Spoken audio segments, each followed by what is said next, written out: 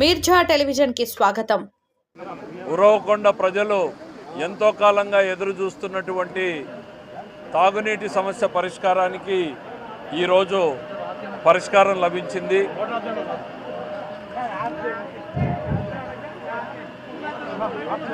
గత 5 సంవత్సరాలుగా నిర్లక్ష్యానికి గురి కాబడినటువంటి ఉరవకొండ పట్టణ తాగునీటి వ్యవస్థని గాడిన పెట్టేటువంటి ప్రయత్నం చేస్తున్నాం.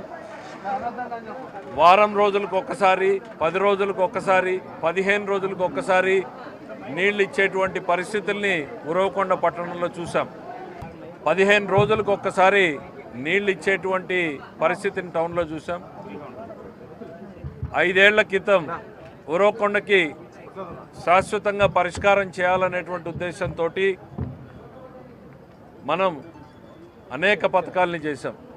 కానీ 5 ఏళ్లలో 1 మీటర్ పైప్ లైన్ కూడా వేయలేకపోయారు. దాని ఫలితం పూర్తిగా ప్రజలు ఇబ్బంది పడేటువంటి పరిస్థితులు వచ్చినాయి. ఈరోజు పిఏబిఆర్ డ్యామ్ నుంచి ఉదిరిపుకొండకు మేము గతంలోనే పైప్ లైన్ వేస్తే ఉదిరిపుకొండ నుంచి దాదాపు 17 కోట్లు ఖర్చు పెట్టి ఇవాళ ఉరవకొండ సంప్లేక్ నీళ్ళు తీసుకొచ్చాం. ఇక్కడ నుంచి డిస్ట్రిబ్యూషన్ ఉరవకొండ టౌన్కి చేస్తాం. ఉరవకొండ తాగునీటికి ఎప్పుడు పని చేసినా కూడా పయ్యావుల కేశవ్ చేసినటువంటి పనే కనపడతా ఉంది. నేను ఎప్పుడూ చెప్పాను, ఉరవకొండకి సేవకుడిగా పనిచేస్తానని 40 ఏళ్ల క్రితం 30 ఏళ్ల క్రితం చెప్తే ఉరవకొండ తాగునీటి 3వ ట్యాంక్ కట్టింది ఎవరు అనంటే మేము శాంక్షన్ చేసి కట్టించడం జరిగింది. ఆ తర్వాత పిఏబిఆర్ డ్యామ్ నుంచి కౌకుంట్ల మీదుగా రోసయ్య గారు ముఖ్యమంత్రిగా ఉన్నప్పుడు కొట్లాడి తీసుకొచ్చి ఆ రోజు ఉన్నటువంటి నీటి సమస్యను పరిష్కారం చేశాం. తర్వాత ఉదిరిపుకొండ నుంచి పిఏబిఆర్ ఉదిరిపుకొండ ఉరవకొండకు పైప్ లైన్ వేస్తే ఉదిరిపుకొండ నుంచి పైప్ లైన్ వేయకుండా పక్కన పడేసిన పరిస్థితి వచ్చింది. ఈ నిర్లక్ష్యానికి ప్రజలు బలైపోతే ఎన్నికల్లో మాట చెప్పాను, నేను ఖచ్చితంగా మీ సమస్యను పరిష్కారం చేస్తానని. ప్రారంభించినటువంటి 6 నెలల లోపల ఇంత పెద్ద ప్రాజెక్ట్ని పూర్తి చేయడం నిజంగా రాష్ట్రంలోనే ఒక రికార్డు. దానికి అధికారుల్ని, పనిచేసినటువంటి కాంట్రాక్టర్లని కూడా అభినందిస్తూ ఉన్నాం. 1/1/2025న శంకుస్థాపన చేస్తే 7/7/2025న దీన్ని ప్రారంభోత్సవం చేసుకుంటున్నాం. పూర్తిగా నిర్లక్ష్యం కాబడినటువంటి పిఏబిఆర్లో వాటర్ అయితే 5 ఏళ్లలో ఒక్కరోజు కూడా మురికిని క్లీన్ చేయాల, అవే నీటిని ప్రజలకు తాగిచ్చారు. నేను గతంలో వెళ్ళి విజిట్ చేస్తే ఒక్కొక్క దాని మీద ఒక్కొక్క అడుగు మురికి పేరుకొని ఉంటే ఇవాళ మొత్తం క్లీన్ చేసి రీస్టార్ట్ చేసాం అన్నింటినీ కూడా. ఇంకా టైం పడుతుంది, మాకు ఇంకా 2-3 నెలలు పడుతుంది. పూర్తి స్థాయిలో దీన్ని ఒక షేపుకు తీసుకురావడానికి ఇంకా 2-3 నెలలు పడుతుంది. నింబగల్ల దగ్గర ఫిల్టర్లు పూర్తిగా వ్యవస్థ కొలాప్స్ అయిపోయింది. దానికి కూడా ఇప్పుడు ప్రత్యామ్నాయం ఎమర్జెన్సీగా పనిచేసేదానికి మైక్రో ఫిల్టర్లు తెచ్చాం.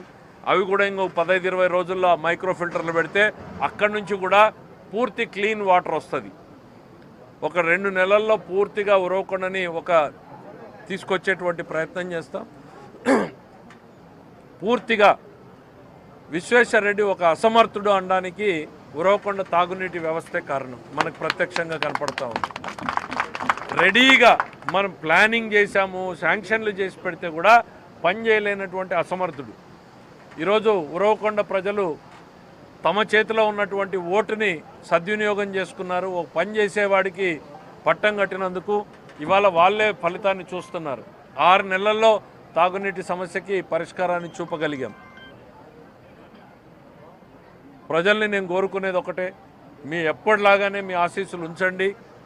నేను మంత్రి అయిన మొదటి రోజు చెప్పా, ఉరవకొండకి మొదటి కూలీగానే పనిచేస్తాను అని.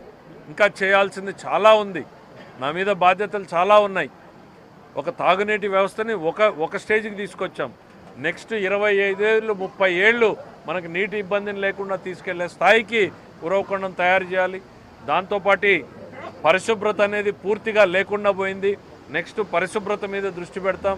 మరి తర్వాత ఇళ్ల పట్టాలు, ఇళ్ళు, ఇట్లా అనేక సమస్యలు ఉన్నాయి. ఇవన్నింటినీ పరిష్కారం చేసేంత వరకు మీ పయ్యావుల కేశవ్ పనిచేస్తూనే ఉంటాడనేటువంటిది